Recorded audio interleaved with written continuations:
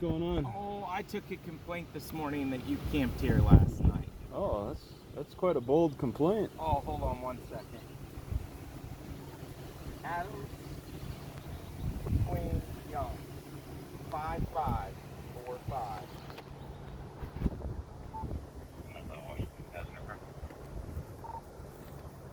10-4.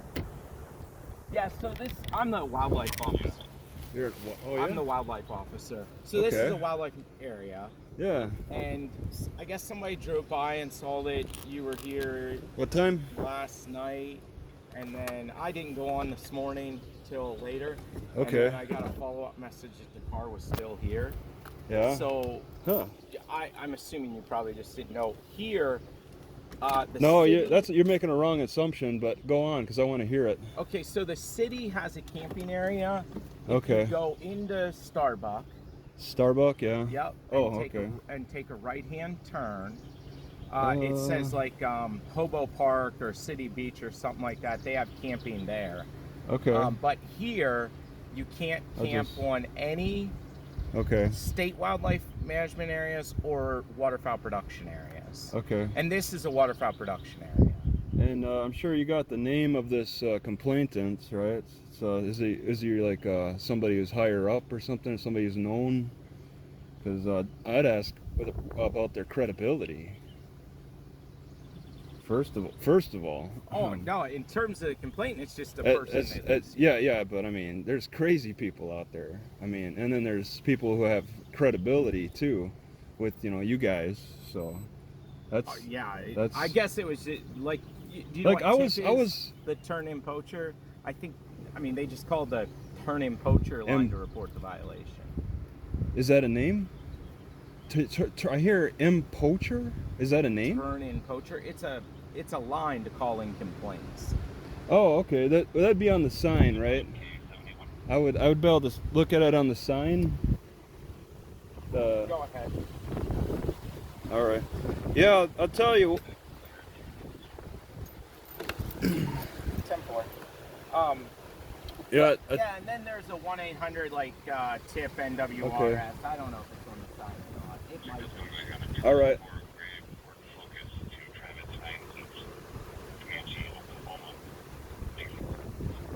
Okay. You're not Travis, are you? Yeah, that's me. Why? So you're from Oklahoma? Well, I'm a buddy's helping me with an address in Oklahoma. Okay. So, I mean, yeah, I know I got Washington plates, and then you're here in Oklahoma. Yeah. It's a traveling thing. Oh yeah. It's more convenient to use that right now until I get a more stable address, because I mean you're making assumptions that I might be well, I've never seen you before, Bowser, and you've never seen me before, so I mean you got to assume I just got here or something.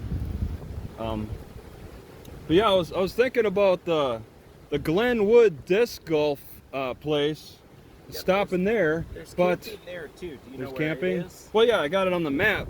But then as I was coming up here, I saw this, and I just decided to stop here and check it out. And I guess, I have 9:40 right now, so I think I got here just like a couple hours ago, maybe an hour and a half ago, and I'm astounded that somebody said I was here last night. Like did they call in last night? What was the time of that call? So I think they called in twice. They called in last night and said they thought there was... Okay. All right. Well, that's something to check the records on. I mean, you're not... So you weren't here last night, is what you were saying? No. You're saying you got here... And your phone record should show that. I mean, you talked to your dispatch. What was this call that they got last night? That there was someone camping here. Okay, maybe they're tying me in with somebody else. That's possible. They left, and here I am. Maybe the same looking type of car too. They just said a sedan. A sedan. Okay. Yeah. I mean, I would think because it's kind of rare for somebody to have a bicycle on the back of their car, that might be a part of the description. I would think. No? Put a bicycle in the back of your car is not very rare. It's... I have one on the back of my car right now. Oh, you do? Oh, with a well. canoe on top. It's okay. that time of year. All right, we get well, a lot of bicyclers here. Well, whatever. I was just going to tell you. I mean, it's no harm, no foul. Just let you know you can't. Yeah, I actually kind of looked for that, and I think I saw, like, no camping, no fires. This one just says no overnight use. Okay. So this is a little different. This is actually specifically a waterfowl production area. Okay. Yeah, and you know, it's bought with duck stamps. But if you want, there's a trail. Yeah, I checked that out. Yeah, there's an observation platform. Yeah, yeah. There's been a bunch of teal over there. It's a what? Teal duck.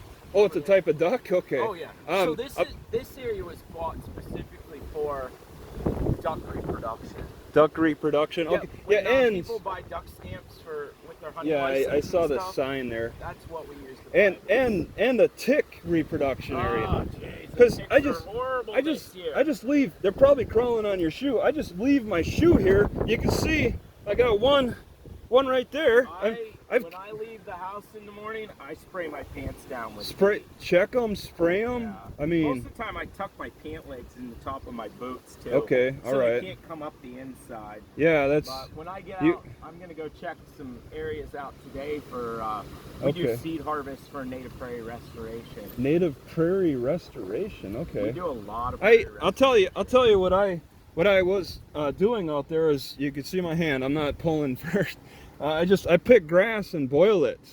I make a tea out of the grass, and that's how I picked up a lot of ticks too. Oh yeah. There might be some in here for all I know. Ticks, they come up on top of the grass, and then they hang to the very top of the grass to wait for different stuff to walk through. They're just like casual. They're like moving like ants. Oh yeah. On the ground. I'm gonna have to pick through my shoes again. I actually saw one approaching my shoe. I just picked it off the ground. You know, and if you wanna do stuff like that, look for. We burnt New Prairie unit. It's just above Starbuck. Okay. Whenever we burn those units, there's less ticks on them. Control burns and this unit's slated to be burnt. On the other side, I don't know if you went across. There's a mow line out there. Yeah. And they were gonna burn everything on the other side of it. Okay. Yeah, I see I walked halfway. There's a trail that circles and comes back to the road, and then there might be a parking area down. Yep. Is there? Okay, because that's that's County 18 that's south of us, and there's a parking area at the top of the hill there. Okay, all right, yeah, but this is circles. There's a trail. Somebody mows it. Yep. Really nice, and yeah, okay. Yeah. So yeah, Yeah, this is one of our. We don't have very many of these. We have two, and if you want a good place to ride your bike, the other one. Well, I don't know. You see my sticks. I took my sticks in. Yeah, we have this unit that has trails, and then over by Morris off of County Road 18. Okay. Which is this road, just south of the unit. If you just follow it all the way across towards Morris, you'll come to another one. It has. I passed the state park. I saw that. That's Glacial Lakes. Do you patrol that too? Okay, all right. No, they have a park ranger that checks that out. Yeah, and is that free to visit? Nah, you have to have a day pass. Okay, because it's a state thing. Yeah, because in Iowa it's free to visit, but costs money to stay the night. Yeah. But so how they do it here? I'm federal. I'm not state. You're part of the federal? I'm U.S. Can I take a look at your badge again? I'll zoom in or whatever, because okay, I'm good. Okay, and then let me I'm U.S. National. Okay, National Wildlife. Okay, all right. Because this is part of the U.S. Fish and Wildlife Service National. All right. Wildlife Refuge System. All right. Yeah.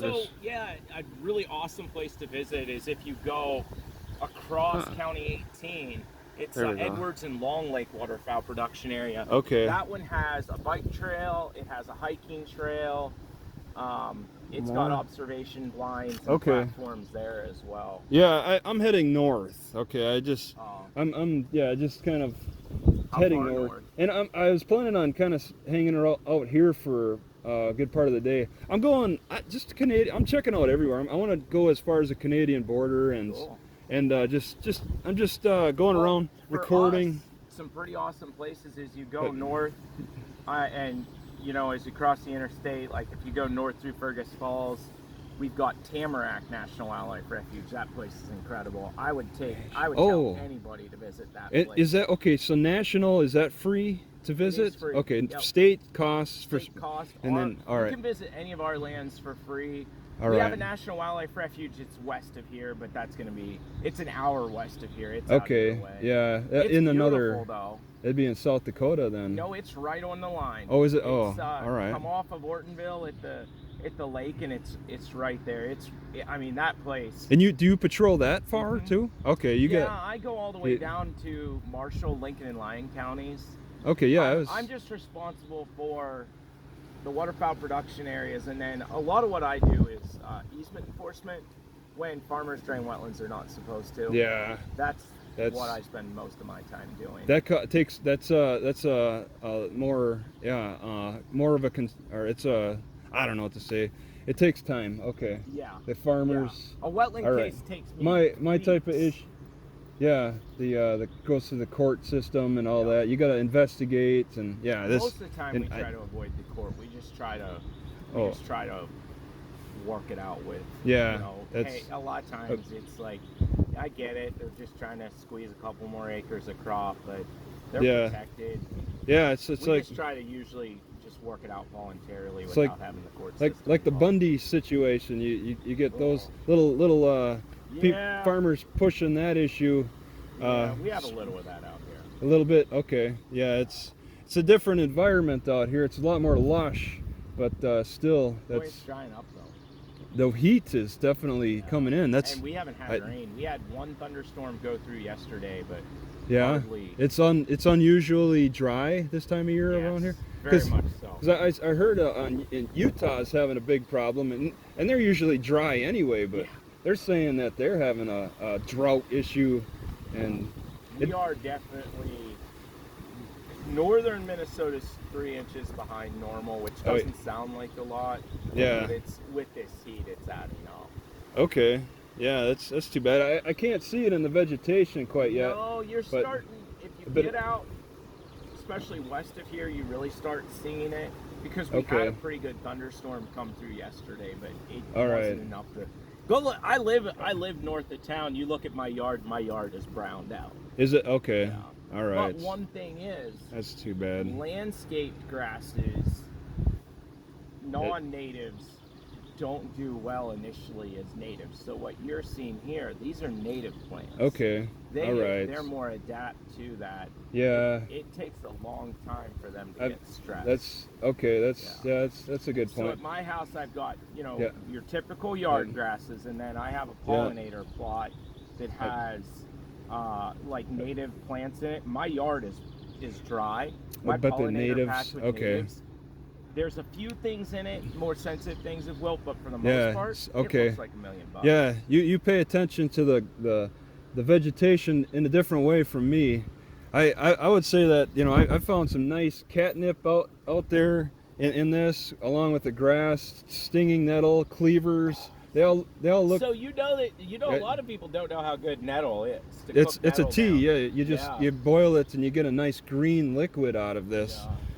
And it's you can eat nettle much like you can fiddleheads. Yeah, you can actually straight raw. You could just pull it and eat it. And I mean, it stings every so often, but and then if you boil it, you cook it right out of it. And absolutely. One of the most edible things there is cattail. Yeah, I've eaten the roots. Yeah, the raw. It's good. It's like a chalky taste. I've had it. I've tried it a couple different ways, and I love fiddleheads, but we're too late for fiddleheads. Yeah, can be turns into poisonous. Once they're out of the rolled up and they popped into. It's kind of like asparagus. You got to have it early, Yeah, you can still find decent asparagus. Yeah. There's no asparagus that I'm aware of on this unit. Yeah, but I didn't. There's a unit, not quite a mile west of here, and there's really big asparagus stems on it. I walked into them, and a lot of it's throwing out real high and going to seed, but some of it you can still find some in there that's edible. Okay. All right. I just gave up on it myself. Yeah. And we're way too late for morels now. Oh, mushrooms. I know that they encourage mushroom picking. You do. Yeah, you can pick but, anything. I don't. It's not like cutting trees. Any fruit, vegetable, fruit, berry, whatever you can pick. I'll also admit I was considering another possible walking stick to potential, but I'm kind of looking for rotten ones. One's rotten, one was fresh, not from around here, but whatever. I just that next unit has some really great willow stands in it. Well, okay. They like the real tight ones because it's been burnt.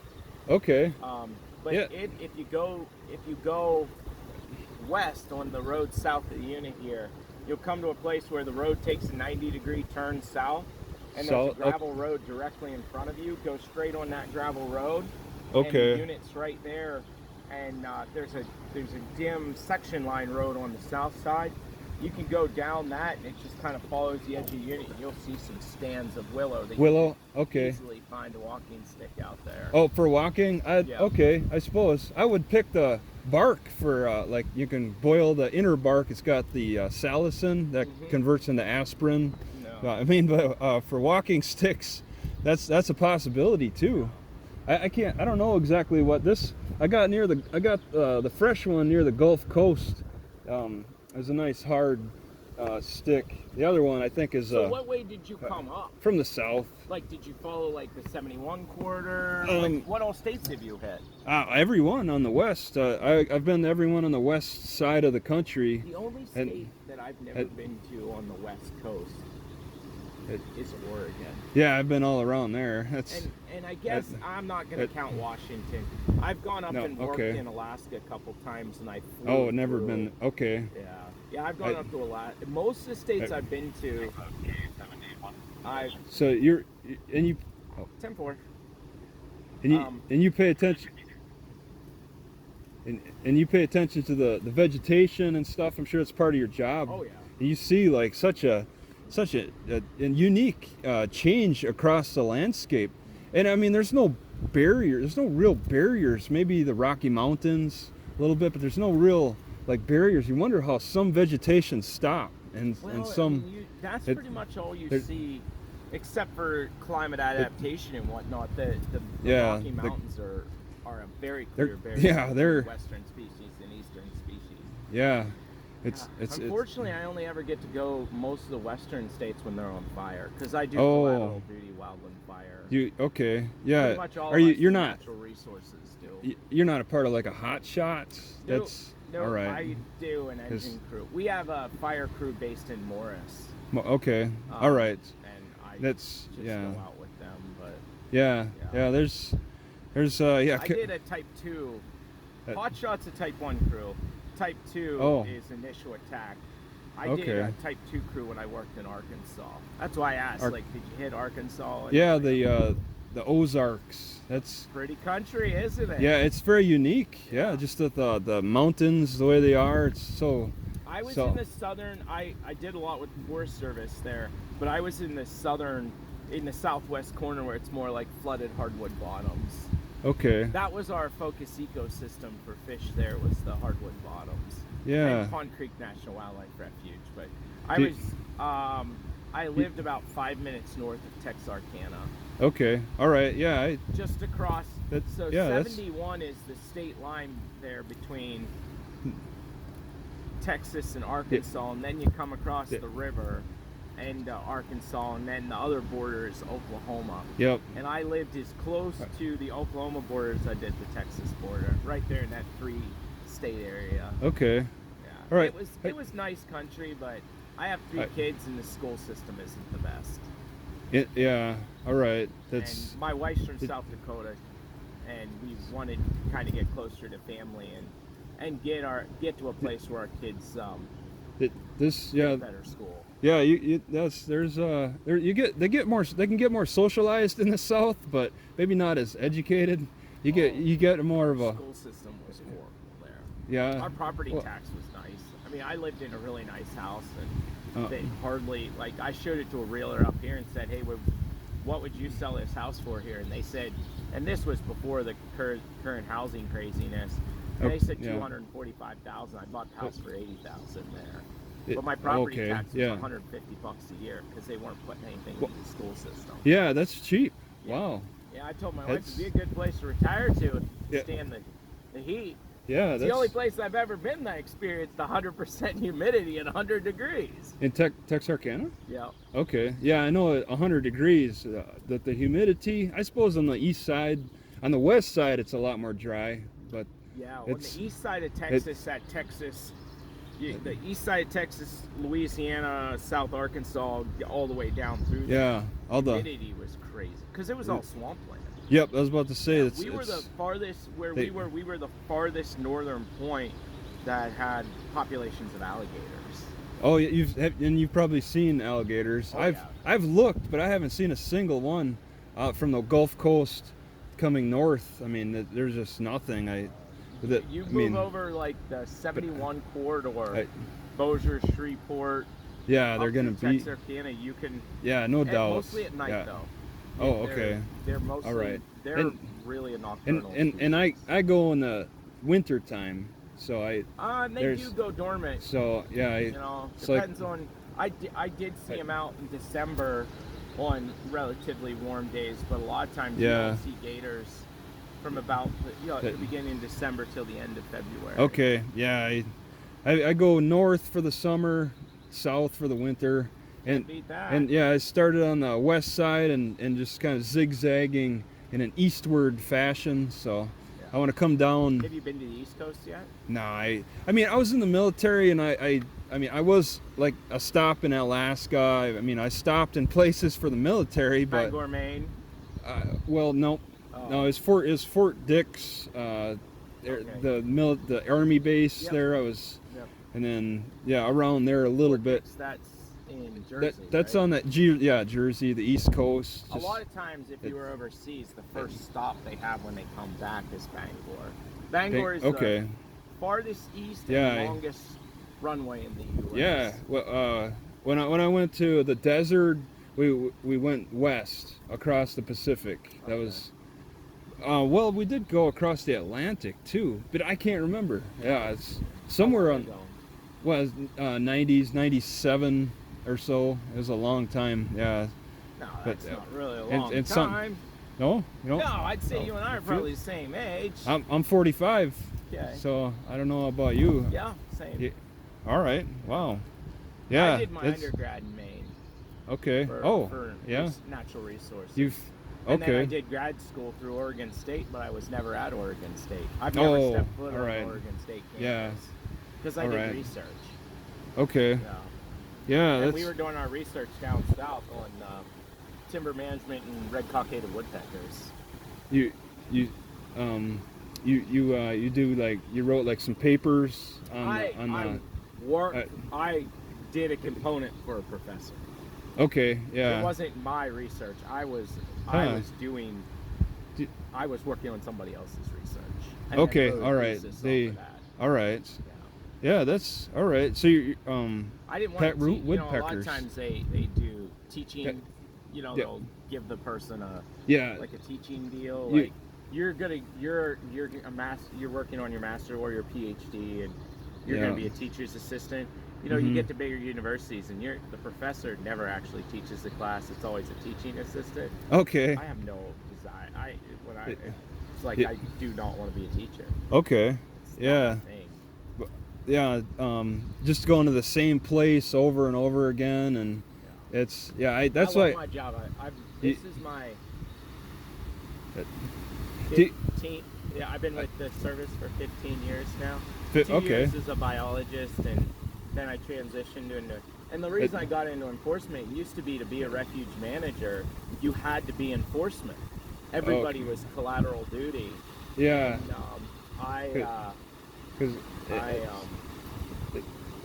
I was working towards my collateral duty, and then they did away with it. You didn't have to do it. Well, I had the law enforcement retirement then, and thought, well, heck with it. I'm just going to stay in law enforcement. And then I'll retire because I'm mandatory at 57. Well, I'm in great health. I'm betting when I'm 57. I'm just going to go do something I really want to do. Go to work for like a nonprofit or something. But and you'll have that retirement to just live off of. Yeah, that's, you got it. I have nothing. You know, I kind of make YouTube videos, and maybe that can pay a little bit, kind of that, what, like the money that you get from, you don't have to work for it, just kind of comes in type of thing. Like, is it based on like oh, the YouTube, yeah, the YouTube's based on views and advertisements and stuff, so it's yeah, just a little. Some of those things you see on YouTube, I mean, some of those internet people just explode. Yeah, some do. I'll tell you, like some of my more popular videos are cop videos. Just I think they're popular everywhere. Yeah. Like watching cops or the live PD. That's just had a, because of the drama, the conflict, the controversy. That it's like attracts people a lot. I don't even pay no mind to it. You want good cop shows, you gotta watch Northwoods Law. Watch Game Words in action. Okay, all right. You ever heard of Northwoods Law? Is that that's a YouTube channel? No, it's an actual one. It's on YouTube, but they follow game wardens around in New Hampshire. Okay. And then there's one in Texas and Louisiana too. All right. But, yeah, and I know that they have to like camp somewhere and and wait for poachers or illegal shiners, people that shine their lights on. That's fun. That's just fun. You're hunting. Yes. Hunting is fun. Yes. Absolutely. It's you're trying to track the person or the animal down, and it's that's very engaging. We get a mix. It's not like you only do law enforcement. Like, you could be doing law enforcement one day and then working on a wildlife management project the next, or a wildlife habitat project. Okay, the next day. And you'll find with a lot of your conservation officers or game wardens in most states, they're going to be pretty educated. Some states it's not well, like I got a buddy that's just hired on back east. His agency does not have a positive education requirement. It's not in their written standards that you have to have an education. Oh, okay. But they didn't hire anybody in their last class that didn't have a master's degree. All right. Minimum. Yeah, if the education requirement can help prevent like a lot of I don't know how better to describe it than the good old boy networks, because then they could just hire their friends and their buddies. To have those requirements helps maybe create a better diverse testing is a good way too. Okay. Because it's like, what are the skill sets you need? Like, I applied for a state job 20 years ago, I guess, and in that testing, it was all like based on knowledge you would need for the job and scenarios and stuff, and everything was just based off of what's your test score. Yeah, that was the military for me for a little bit to get to the next rank. Yeah, that's familiar. Having that knowledge. I've been this whole time I've been kind of curious about asking this question about. Do you know if this lake gets stocked with fish by trucks? This one doesn't. This one does. Okay. There's one right through the trees here. Okay. Yeah, I saw it. Right through the trees. Yeah. This one has walleye. This one is natural. I don't know what's out there. Okay. All right. But this one here does. But you do know that, so that's interesting. Yeah. It kind of bugs me to learn how unnatural it seems how these lakes get stocked, and then you got people. You gotta think about it. It's different. So we've impacted our environment. Lake Minnewaska is a perfect example. Lake Minnewaska, phenomenal fishery at one point, still okay, but it gets a lot of pressure, a lot of recreational use. It's on the city. I mean, it's on the on both Starbuck and Glenwood. Gets a lot of ice fishing pressure, but it also has zebra mussels. Okay. So they've really impacted. The water's clear.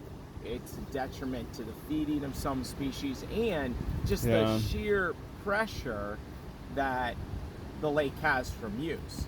So it's like it's a balance.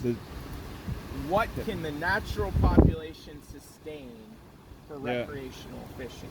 So what they do here, like this lake here, this lake is actually considered like a brood water.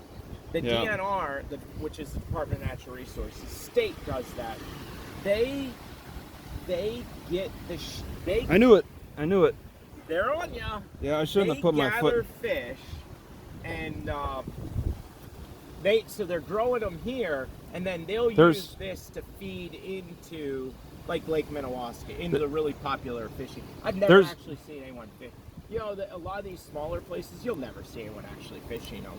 Really? Oh, okay. These smaller. Okay. Yeah. Everybody wants to go where they can take their big boat with the motor and stuff. Okay. Yeah. You know, you're either going to fish it from the shore, or you're going to drag a canoe over here and fish it. Yeah. You know, you'll get some people. I fish with a canoe. Like I said, my canoe is on top of my truck right now. But there are some really, really good waters that, if you put the work in with the canoe, you can catch a lot of fish. Yeah. But everybody here, most people here want to take, you know, because you can't use power. You can't use motors on. Most of these small bodies of water, they're open, but you can't use power boats on. I didn't really see that on the sign, but I'll look again. It's in the DNR. It'd be in all the wall of words, regulations. I'd find it. Most of the time they're online. Or in the fishing, when you buy your fishing license, you get a fishing reg book. All right. A lot of that's in the fishing. And yeah, these are not, I don't use these for fishing poles, but you would look for my fishing license if you saw me out fishing? On the side. Yeah, that's. Yeah, if you're just passing through, you wouldn't want, because you're non-resident, you wouldn't want to buy a yearly license, because I think a yearly license I don't know how to deal with that. $75. You'd just get like a daily license. A daily? Or okay. A weekly. You know, you can get a license for a week or something. You know, depending on how long you think you'd be in the. Yeah, because throughout a year, I'll pass through maybe 10 states or so. I don't know how to handle that. If I wanted to fish, just do a daily. Almost all states have a daily license, but it depends on the state. You know, look at like Arkansas. A yearly fishing license was it's $15 or $25. It was really cheap. Yeah. We're here. I don't know. My fishing, and I hunt too. I think my license here cost me like $150 a year as a resident. All right. Yeah. But that's for. That's for fishing and pheasant hunting and the prairie chickens, right? Is that? We don't have them here. Oh, all right. No, we don't have prairie chickens here. All right. North, you'll get them up north, but here, the habitat's too impacted. It's too fragmented. They tried reintroducing them on the west side of Big Stone County, and it didn't work. Oh, you know about the efforts. I heard them south of here, but I can't remember. How far south now? I thought it was in Minnesota still. There are some pockets that. Yeah, you could hear them. They sound like roosters almost every so often. No, that's pheasants. You're hearing pheasants. They make the caw caw. That's pheasants. That's it. Oh yeah. That's the rooster pheasant call. I thought that was also a prairie chicken or something. Prairie chickens are silent. They'll make a sound as they jump up and fly, and then you'll hear them when they're on their leks in the spring. But they're very few and far between here. They're more north of here. There used to be some west of here, but they're gone. Okay. The habitat's too small and too fragmented. Yeah, it's so amazing to learn about what used to go through this area, the giant sloths and the mastodons and possibly, what's that? Bison. Yeah, possibly, the bison, elk. They really interesting part at Big Stone National Wildlife Refuge there's some stones. There's a really big stone, how it got its name, but there's some Native American etchings on stones. Okay. And some of the etchings are like elk and antelope. Well, there's elk and antelope here. Yeah, I've seen like a flock. I don't know, a 50 antelope or 50 elk on the west coast in Washington, and that's amazing just to see them just wild. We have elk in northern Minnesota. In the north, small population. Yeah, that's. Yeah. There's elk as you go into western South Dakota, western North Dakota, and western Nebraska. Okay. They've got a bigger population. Yes, there, and our population in Minnesota is maybe 400. Okay. Yeah, and very large. maybe there might be a farm around where they have a larger concentration of elk. Well, there are some elk on elk farms. They're starting to be less and less and less. There's a lot of disease concern with farmed elk. Yeah, and chronic wasting there's so many farmers that abuse their property. They put too many animals on one small piece of property, and the animals have nothing to graze on. You just see them walking around in their own filth. We have a lot of feedlots here. A lot of feedlots. Okay, like stockyards, you're saying?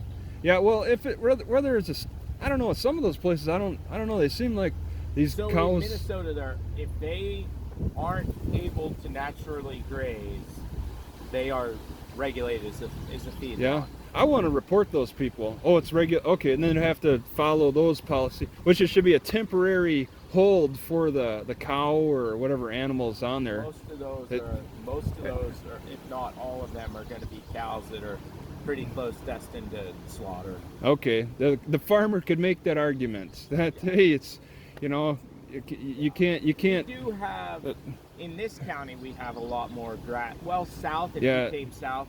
You went past Prairie Horizons. They're grass-fed beef. Yeah. They're different, but we have a lot. So we actually have a program for marginal ag lands that we will pay them to put it back into native grasses. Okay. Because it's better for wildlife. This isn't a recent thing that is being no, it's been around. Not with the Biden administration. He's changing some things around with how the land's being managed. No, farmers being paid to let their crops. CRP's been around for a long time. That's CRP that they were paid to let it go. But our program's been around since the 50s. Oh wow. Okay. And we paid farmers to protect wetlands, but recently, probably 20 years ago, it got expanded that instead of just paying to protect the wetland, we would pay for marginal lands to be put back into native prairie, or if it was already native prairie that was going to be plowed up, we would pay up to 75% of the appraised land value for it not to be plowed. Yeah. And they're perpetual easements, but they can graze cows on them. So we have a lot of guys that are more cattle oriented. That find these easements for open pasture for cows. Yeah. Because you'll find a lot of the songbirds and that kind of stuff do really, really well with the marginal with cattle, songbird, prairie bird relations. Think about this. Think about how many bison we estimate were in the country prior to European settlement. Yeah. There's still far less cows than what there were bison. Oh, really? Yeah. And the prairie is very, very, very dependent on grazing. We have units that you can't get any cows on. There are people who would say it could take an hour, a couple hours for huge herds of these buffalo. And we have no idea. We kind of do on limited scale what the ecological impact, what did the prairie look like prior to the removal? But we do know one thing. There were no trees. People love trees, but the prairie did not have trees. Yeah, more west of here. The buffalo seem to prefer the area west of here, but east of the Rockies. We still had. You can find in undisturbed areas. You can find buffalo stones and still find old buffalo wallows in undisturbed prairie. Okay. You can make it out, and if you know what you're looking at, you're like, this was a buffalo wallow. Yeah. But there was bison this far. Yeah. Not as Not as in numbers as there were, Kansas, Nebraska, down through that area. Because they reached Arizona and the only reason the reason that those herds kept moving is they were so large. By the time the back of the herd got to where the front of the herd just exited, there was hardly anything left. Yeah. And they had to keep pushing to feed. Yeah. And when they moved through an area, it was graceful. It was thunder. It was just. I would have liked to have been around to see it. Yeah. You ever hear about why cows don't do so well in snow? Is because the snow covers the grass, and the cows they can't move that snow because it hurts their nose. But buffaloes, like dig they're specifically designed with the shoulders, the neck, the muscles, the tendons. I mean, they are designed to be bulldozers. To bust through. If it's a hard pack of snow, they can. I worked on a national wildlife refuge. We specifically managed bison. In Minnesota? Niobrara in Nebraska. No, okay. Just south of the Niobrara River, just south of the South Dakota State Line. And we had a herd of, I don't know, 500 and some bison. Wow. It was pretty cool. Well, that's my wife. I'm going to jet. Okay, nice talking with you. Yep. Enjoy your trip. Yep, thanks.